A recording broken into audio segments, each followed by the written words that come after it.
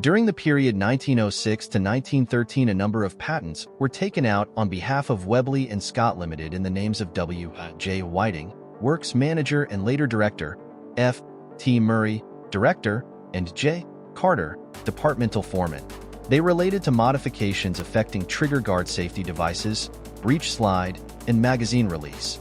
Some of the changes introduced in the 25 ACP Model 1908 pistol were adopted for the 32. But the gun also carried over many features from the late Model 1905 transitional pistols.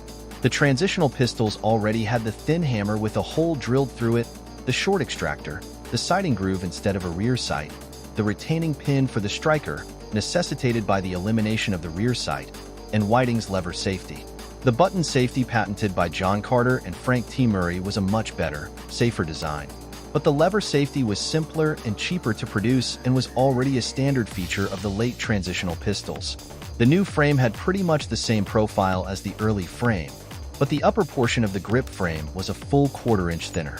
The Model 1908 is about a quarter-ounce lighter than its predecessor. The scalloped areas on each side of the slide above the trigger guard of the early Model 1905 were eliminated in late transitional pistols, simplifying machining for the slide and giving it a more squared-off look. The trigger was made thicker by about 0.04 inches and was set further to the rear in the trigger guard.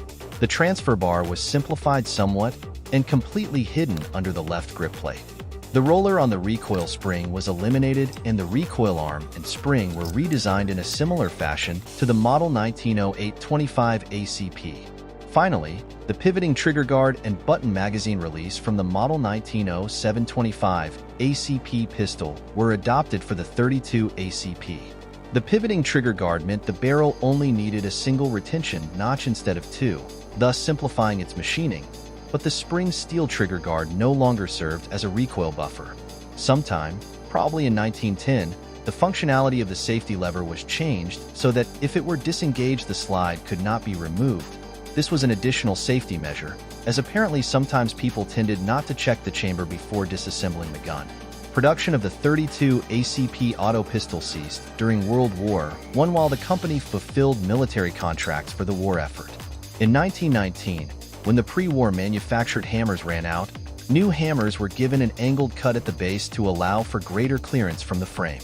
Apparently, there were cases in which dirt and grease had collected between the base of the hammer and the frame, causing binding of the hammer.